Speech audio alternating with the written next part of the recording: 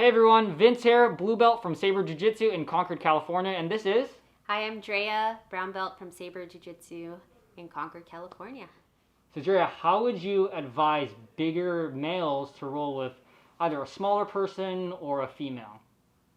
I would say to consider the size of the person that you're rolling with and not try to dominate them with strength, but to take back a little bit of strength and focus on technique.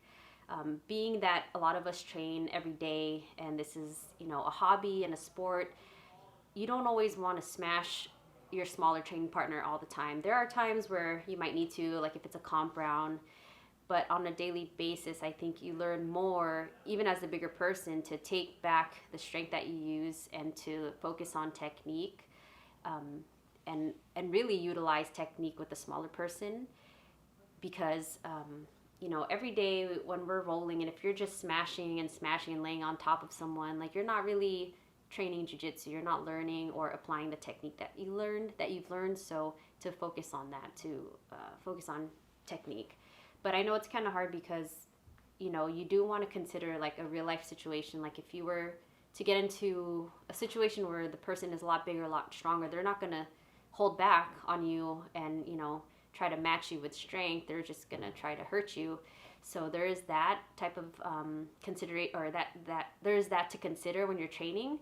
But if we're doing this every day, you can't be smashing all your smaller partners. So I think as a guy rolling with a girl or even a smaller person, you just take that into consideration and not try to just dominate them with strength alone or just by being bigger in general. Like if you can use your strength against them, use it in the right ways where, you catch a sub with good technique and then you can finish, but don't just try to hurt someone or try to smash someone the whole time because nobody really learns from that.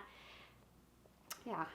And I think that there's a key point here is that, when people say, like, weight doesn't matter, but, I mean, it plays a huge role in it, right? 'Cause if someone, for me, I'm only 130 pounds, even though I'm a blue belt, if I go against a white belt that's 240, it's like I may have a little bit more skill, but my skill level isn't that so far up there to where I can handle someone that's 240, right? So I think it's just important for just everyone to understand that weight does play a role into it, right? And if, like for me, like when I roll with someone that's a little bit bigger and they adjust their weight to kind of my level, and then we'll like kind of like play, right? So when you're rolling, they'll let me sweep them when I know they're taking the load off in terms of weight, so that they kind of go with the motion, right? And then for me, I personally,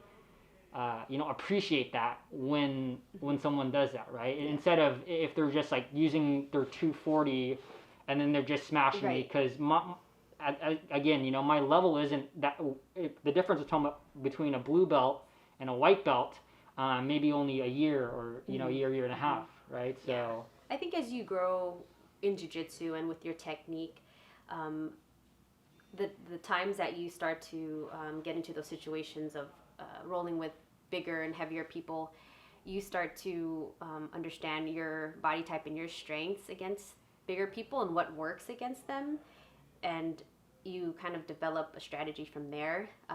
Just as I was listening to you talking, I was thinking about rolling with a bigger person and situations that I was having in my head. And a lot of times for me, like if I am not able to get on top of them and transition around the way they move, because most of the time we'll be faster than a lot of the guys that are bigger.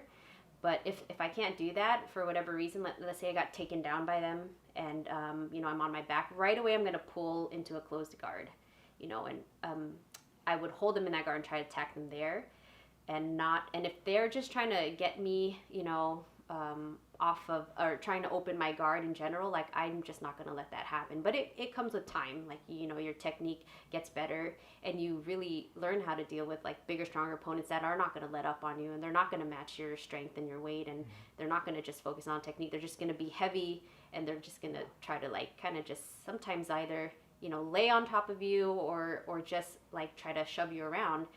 But you can stop that, and one way to do that is to pull them into closed guard. I'm not saying that's the only way, but if I were to get taken down or you know, whatever, I end up on my back, I'll pull to closed guard and start attacking their collar and start attacking their arms right away, keeping them tight, breaking their posture all the time. If they posture up, I'm going to go for the sweep. If I don't get it, I still have my guard closed. They still have to deal with me like a little monkey, like attacking them. And then there's the other side of like I think I said earlier, I want to be on top. You know, I don't want to be on bottom because they are so much bigger. And so when I say being on top, like I'm looking to pass their guard, and if they're bigger, I'm going to be faster. You know, that's going to be my strategy. I'm going to get to the positions I want to be before they can, and I'm going to try to keep attacking them. And it's really about transitioning a lot when they're bigger and you're on top. They're going to be moving, but you're going to be faster, and you just have to transition better around them. Yeah. So like if they're, you know, if I pass their guard and they're shrimping and I'm following, like I have to know where I'm going. So what would you say, like for me, when I'm with a bigger person and you know, they're, you know, 50 to 100 pounds heavier than me, and I get to my closed guard, but then for me personally, I can't even cross my feet to close my guard, right? It's kind of like your feet are like here, and then they open up my guard so easily, right? So like, how do I deal with that as like a smaller person, right? If they're just midsections a little bit bigger, then because I'm also a pretty short person too, right? Totally. If you're not able to close your guard, do you mean you already got in that situation and they broke your guard open? No. So like or just in general, you see the person, you're like, there's no way I'm going to close my guard on them.